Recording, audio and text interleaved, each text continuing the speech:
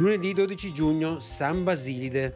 È il 163esimo giorno dall'inizio dell'anno, ne mancano 202 al termine.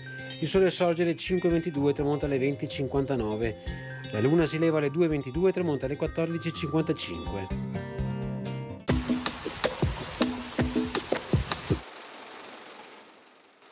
Francesco Morosini sbaraglia l'armata turca di Mustafa Pascià che stava tentando di forzare il blocco di Dardanelli, bruciandogli 11 vascelli, affondandone 9, conquistandone 3 e ricacciando il resto della flotta oltre Tenedo.